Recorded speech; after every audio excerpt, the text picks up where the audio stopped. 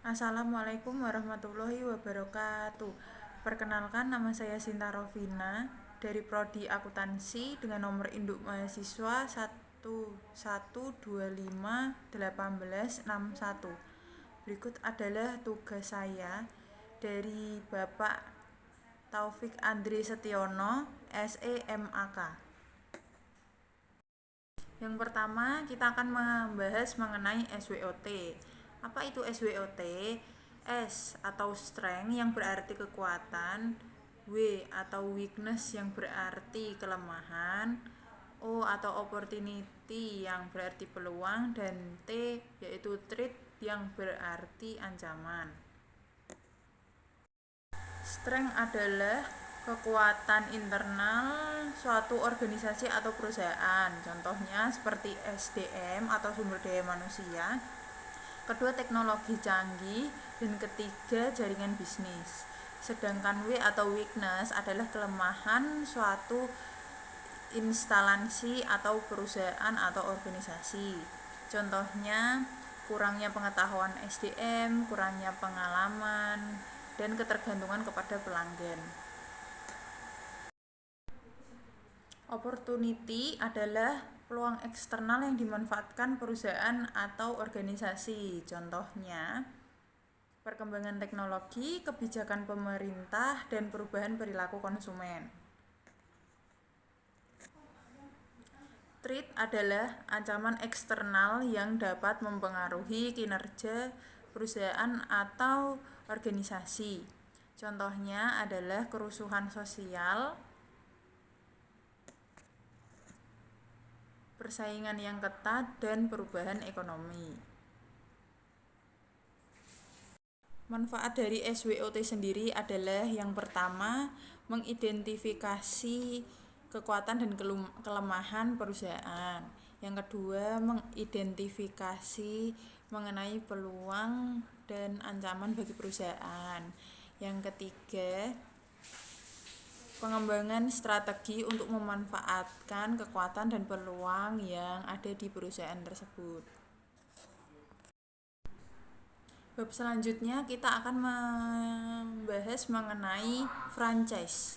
Franchise sendiri adalah suatu model perusahaan di mana perusahaan tersebut mengizinkan perusahaan lain untuk menggunakan nama dan merek dagangan mereka untuk digunakan perusahaan lain dalam menjual barang ataupun jasa. Keuntungan dari mendirikan perusahaan franchise adalah yang pertama, sudah banyak orang yang mengenal. Jadi bisnis kita bisa dapat maju lebih pesat dan mampu bersaing dengan bisnis-bisnis yang lain. Yang kedua, peluang bisnisnya lebih besar, di mana perusahaan franchise ini sudah terkenal dan memiliki nama, sehingga kita dapat mengembangkan perusahaan lebih efektif dan efisien. Yang ketiga adalah dukungan dan bantuan. Di saat perusahaan kita kolaps, kita mendapatkan dukungan dan bantuan dari perusahaan franchise yang lainnya juga. Selain keuntungan, terdapat kelemahan dari perusahaan franchise ini. Yang pertama, biaya franchise. Biaya franchise itu sangat tinggi dan sangat membebankan bagi kita yang akan membuka perusahaan. Yang kedua, resiko reputasi. Apabila perusahaan franchise yang kita beli mempunyai reputasi yang buruk, maka itu akan sangat berdampak pada kita. Dan yang ketiga yaitu keterbatasan, di mana perusahaan franchise itu memiliki aturan-aturan yang sangat ketat yang harus kita lakukan dan harus kita setujui. Keterbatasan ini membuat kita sulit untuk menambah inovasi.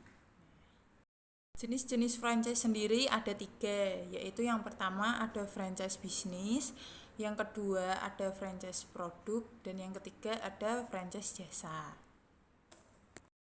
Bab selanjutnya kita akan membahas mengenai menumbuhkan jiwa entrepreneur di kalangan anak muda.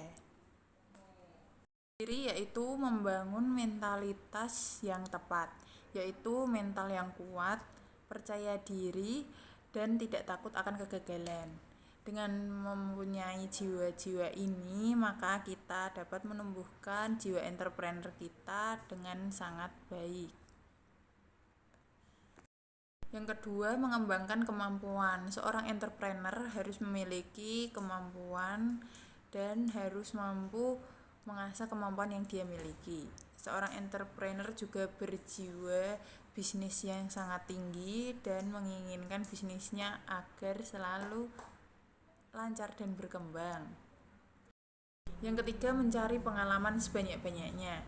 Selagi kita masih muda, kita harus mau mencari pengalaman sebanyak-banyaknya di bidang kerja untuk menambah ilmu kita dan membangun jiwa entrepreneur dalam diri kita.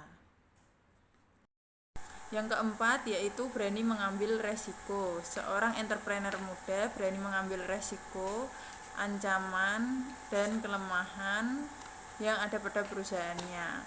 Lalu yang kelima yaitu mengasah visi dan misi dalam diri seorang entrepreneur, di mana dia harus memiliki visi dan misi tujuan jelas agar perusahaannya dapat terus berlanjut dan tahan lama. Bab selanjutnya kita akan membahas mengenai digitalisasi bisnis.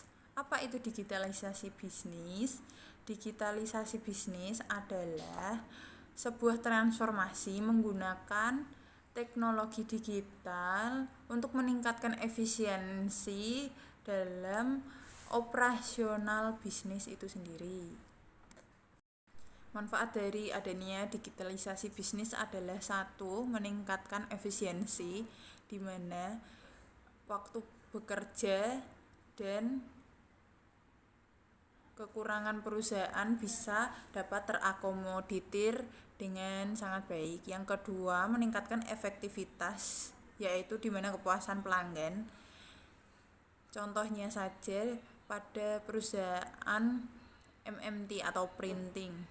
Dengan adanya digitalisasi bisnis, kita bisa mendesain dan mendapatkan kepuasan dari pelanggan kita.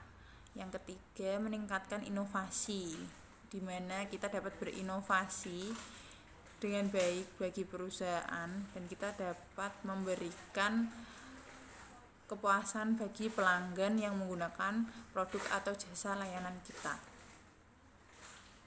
Contoh teknologi digital yang digunakan dalam digitalisasi bisnis. Yang pertama, cloud computing, yaitu di mana suatu sistem yang digunakan untuk menyimpan data-data yang perusahaan miliki. Yang kedua, ada AI. AI dapat membantu kita dalam mendesain dan mencurahkan ide-ide kita dan memperbaiki efisiensi dan kemampuan data. Dan yang ketiga ada e-commerce, di mana di sana menjual berbagai produk-produk yang kita butuhkan dengan instan dan cepat. Bab selanjutnya yaitu pengantar manajemen. Manajemen adalah proses perencanaan, pengorganisasian, pengarahan, dan pengawasan untuk mencapai tujuan tertentu.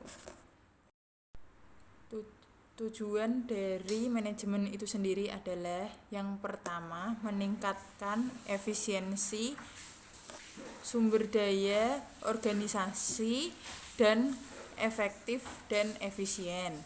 Yang kedua, meningkatkan efektivitas tujuan organisasi menggunakan sumber daya yang sudah tersedia. Dan yang ketiga, meningkatkan kualitas hidup bagi masyarakat. Fungsi dari manajemen itu sendiri yaitu satu, sebagai perencanaan, di mana perencanaan ini akan menentukan tujuan dan arah dari perusahaan tersebut. Lalu yang kedua ada pengorganisasian, di mana dengan adanya manajemen, organisasi akan sangat jelas dan sesuai dengan job desk dan plot-plotnya. Yang ketiga yaitu ada fungsi pengawasan, di mana kita dapat mengawasi sumber daya manusia yang ada pada perusahaan atau organisasi agar dapat mencapai tujuan dari perusahaan tersebut. Dan yang keempat adalah fungsi pengendalian, yaitu mengendalikan segala sistem atau organisasi internal yang ada di dalam perusahaan agar dapat terstruktur dan sesuai dengan tujuan dari perusahaan tersebut. Bab berikutnya kita akan membahas mengenai manajemen dalam praktik bisnis. Dalam praktik bisnis, manajemen berperan penting untuk mencapai tujuan dari organisasi tersebut, yaitu perencanaan strategis di mana perusahaan membangun visi dan misi yang kuat untuk mencapai tujuan perusahaan. Pengorganisasian sumber daya manusia yang ada, di mana dalam suatu perusahaan mengelola sumber daya manusia sesuai dengan plot dan job desk-nya. Pengarahan dan motivasi yang diberikan pemimpin untuk karyawan-karyawannya agar bekerja lebih ulet dalam mencapai tujuan dari perusahaan, dan pengendalian kinerja di mana perusahaan memantau dan menilai kinerja dari karyawan dalam perusahaan tersebut, apakah sudah sesuai dengan yang diinginkan perusahaan atau tidak, dan sebagai peningkatan sumber daya manusia yang ada dalam perusahaan tersebut. Contoh praktek dalam manajemen yaitu yang pertama, manajemen proyek, di mana perusahaan memberikan target kepada karyawan-karyawannya apakah bisa untuk mencapai target tersebut dan memberikan budget agar terpenuhi keinginan perusahaan. Yang kedua, manajemen sumber daya manusia, yaitu mengatur sumber daya manusia dengan baik dan meningkatkan produktivitas para pekerja dan kepuasan kerja. Lalu ada manajemen operasional, di mana mengatur operasional bisnis untuk meningkatkan efisiensi dan efektivitas. Dan yang terakhir ada manajemen resiko, di mana mengidentifikasi dan mengelola resiko sekecil mungkin demi tercapainya tujuan dari perusahaan. Sekian rangkuman dari saya. Terima kasih atas perhatiannya. Semoga informasi ini dapat bermanfaat bagi kita semua.